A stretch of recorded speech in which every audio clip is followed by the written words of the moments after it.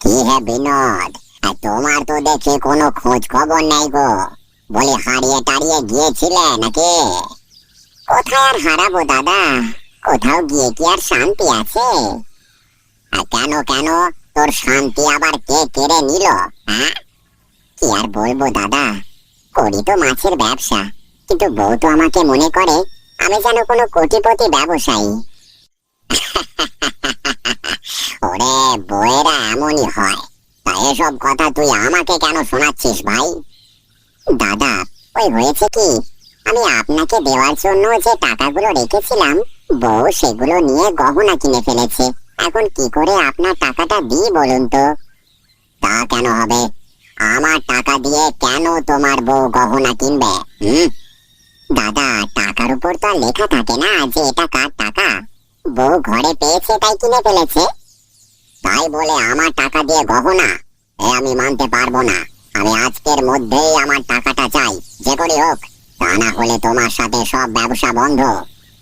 এই কথা বলবেন না দাদা, আপনি এই কথা বললে যে আমাকে বউটাকে নিয়ে রাস্তায় নামতে হবে, অত কিছু বুঝিনি। আমি এক কথার মানুষ, যা বললাম তাই করবে গিয়ে।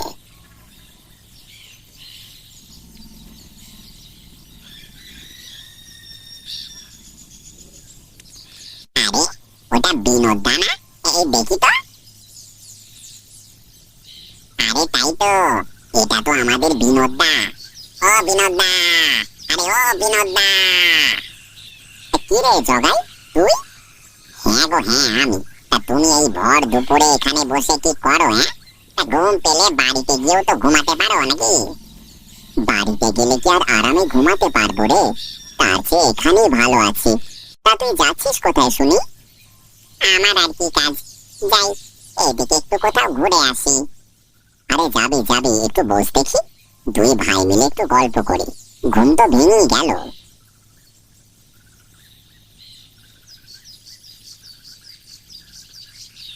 কই গো গিন্নি, কোথায় তুমি?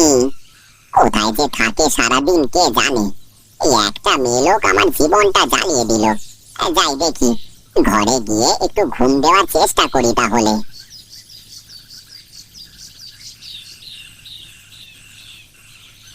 বাহ বাহ বাহ বাহ বাহ বাহ, আমি এত সময় ধরে বাইরে দাঁড়িয়ে তোমাকে ডাকছি, আর তুমি ঘরের মধ্যে বসে বসে সাজছ। কি আর করব, দেখলাম তুমি ডেকে ডেকে যখন না পাবা তখন তো ঘরেই আসবা, তাই চুপচাপ আমার কাজ করছিলাম। দেখো তো আমাকে কেমন লাগছে? খুব সুন্দর, খুব সুন্দর লাগছে গিন্নি তোমাকে। কিন্তু আমাকে বলো তো, এত সাজুগুজু করে তুমি এখন কোথায় যাবে? ওমা, কত গেলে যে সাজতে হয়, না গেলে যে সাজতে নেই, এই কথা তোমাকে কে বলেছে শুনি?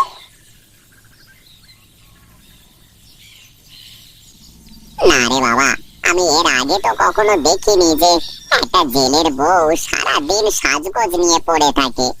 আমার জীবনটা শেষ হয়ে গেল রে। এই দেখো, তুমি কিন্তু এখন আমাকে অপমান করছো। তুমি কি ভুলে গেছো তুমি আমাকে বিয়ের সময় আমার বাবাকে কি বলে আমাকে এ বাড়িতে নিয়ে এসেছিলে? হ্যাঁ হ্যাঁ আছে, সব মনে আছে। কিন্তু আগে কি আর জানতাম যে বউ আমার কোনো কাজের না? তাহলে কি আর বিয়ে করতাম জীবনে? এত বড় কথা! থাকবো না আমি তোমার বাড়ি, করবো না তোমার সংসার, এই আমি চললাম বাপের বাড়ি। আরে দূর, একটু থেকে একটু হলেই বাপের বাড়ি চলে যাওয়ার কথা কেন বলো? অন্য কথা বলতে পারো না? অন্য কোনো কথা আমার মাথায় আসে না তখন। চলো চলো, মাথা ঠান্ডা করে বসো, তারপর দেখি কি করা যায়।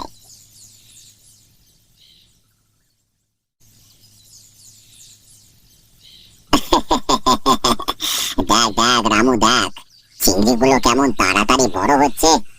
তাই তো দেখছি বাবু, কিন্তু আমার কি মনে হয় জানেন? তোর আবার কি মনে হয়? এবারে ঘেরের চিংড়িগুলো বোধহয় আপনার কপালে নেই গো। কেন কেন, এই কথা বলছিস কেন? কেন আবার, বর্ষাকাল চলে এসে, তারপর আবার ঘেরের পানি বেরিয়ে যাচ্ছে। যদি ভারী বৃষ্টি হয় তাহলে তো ঘর ভেঙে সব চিংড়ি সারা মাঠে ছড়িয়ে পড়বে। তা তো কথা মন্দ বলিসনি রামু। তাহলে কি করা যায় বলতো দেখি? আমার তো তেমন কোনো বুদ্ধি নেই গো, তবে আপনি বললে আমি ভেবে দেখে আপনাকে কইব। বেশ বেশ, বলিস তাহলে। নে এখন চল, আমার আর দাঁড়াতে ভালো লাগছে না।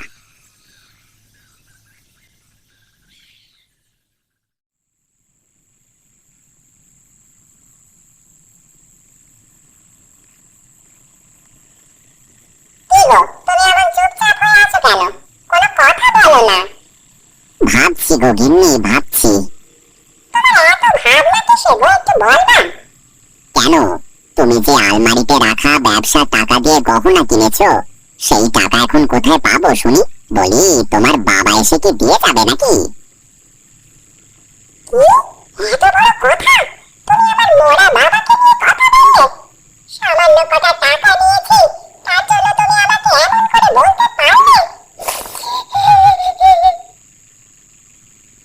আহা, কেঁদো না তো। এখন আমাকে একটা বুদ্ধি দাও, দেখি। কাল তো হারান্দাকে তার মাছের সব টাকা ফেরত দিতে হবে। এখন আমার কাছে কোনো টাকা পয়সা কিছুই নেই। আমার মাথায় একটা বুদ্ধি আছে। কি বুদ্ধি? বলো তো দেখি, আগে শুনি।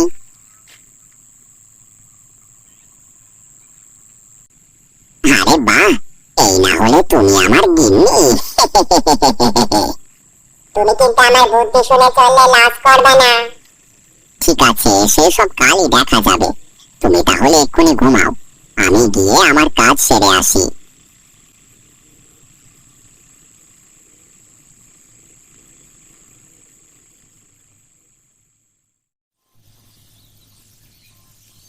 একই রে রামু, একই দেখছি আমি। আমার যে সারে সর্বনাশ হয়ে গেল রে। বাবু, গরিবের কথা বাসি হলেও মিষ্টি লাগে। আমি তো কালই আপনাকে বলেছিলাম। কালই তো বললি, কিন্তু এসব করতে তো সময় লাগে নাকি? এখন দেখ দেখ, হারামজাদা বিনোদ ওর জমিতে কেমন জাল দিয়ে ঘিরেছে। হায় হায় রে, আমার ঘেরের সব চিংড়ি এখন বিনোদের জমিতে। সে কি দাদা, আপনার মুখখানে এমন মলিন হয়ে আছে কেন? কি হয়েছে? কি হয়েছে? বলি, চালাকি করবার আর জায়গা পাও না, তাই না? দেখেছেন দাদা, আপনার সামনে কেমন আমাকে কথা শোনাচ্ছে। কথা শোনাবে না তো কি করবে শুনি? তুই চালাকি করে আমার ঘেরের সব চিংড়ি তোর জমিতে আটকে রেখেছিস। কি যে বলেন? কি হলো? আমি হাসির কি বললাম যে তুই আমার কথা শুনে হাসতে শুরু করলি? আমাকে কি তোর জোকার মনে হয় নাকি? না দাদা, তা কেন হবে? আমি কি আপনাকে তা মনে করতে পারি বলে? তোর সব বুদ্ধি আমার সামনে ধরা পড়ে গেছে বিনোদ। তুই আজকের ভেতরে আমার সব টাকা দিবি, তা না হলে কাল সকালে আমি তোর বাড়িতে গিয়ে তোকে ঘাড় ধরে বাড়ি থেকে তাড়িয়ে দেব, এই বলে দিলাম।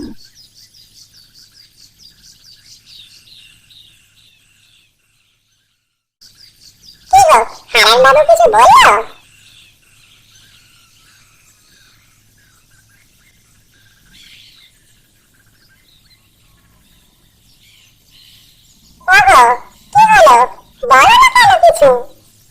কি আর বলবো, হারান বাবু বলল আজকের ভেতরে মাছের সব টাকা না দিতে পারলে কাল সকালে লোকজন নিয়ে আসবে, তারপর আমাদের বাড়ি থেকে ঘাড় ধাক্কা দিয়ে বের করে দেবে। আমার মাথায় আর একটা বুদ্ধি আছে, তুমি যদি শোনো তাহলে বলতে পারি। তোমার কথা শুনেই তো আজ আমার এমন দশা, এখন আবার নতুন করে বুদ্ধি দিতে চাচ্ছ? শোনাই না একবার আমার কথাটা, এবার যদি কাজ না হয় তাহলে আর কখনো তোমাকে আমার কথা শুনে চলতে হবে না। ঠিক আছে, এবার তাহলে আমি গিয়ে দেখি কোনো কাজ হয় নাকি।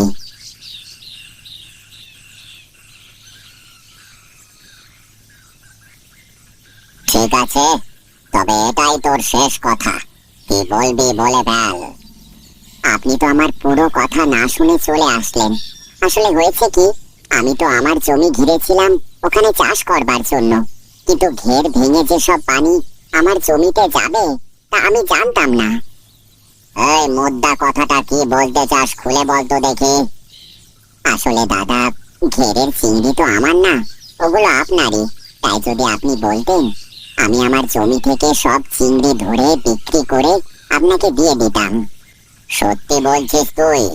আমার তো বিশ্বাসই হচ্ছে না। দাদা, আমি গরিব হতে পারি, কিন্তু লোভী না। তুই সত্যি খুব ভালো ছেলে রে বিনোদ। আমি না বুঝে তোকে বকেছি। এখন থেকে তুই আমার সাথে এক হয়ে ব্যবসা করবি। আর হ্যাঁ, এখন থেকে তোর জমি আমার ঘেরের সাথে জুড়ে বড় করে ঘের বানাবো। ঠিক আছে দাদা, এত বড় ঘেরে যদি আমরা চিংড়ি চাষ করতে পারি, তাহলে তো লাভ আর লাভ শুধু। কিন্তু তার আগে এবারের মতো যাতে ঘের না ভেঙে যায় তার ব্যবস্থা করতে হবে। আপনি কিছুই চিন্তা করবেন না দাদা, আমি সব ব্যবস্থা করে ফেলবো। এখন তাহলে আমি যাই।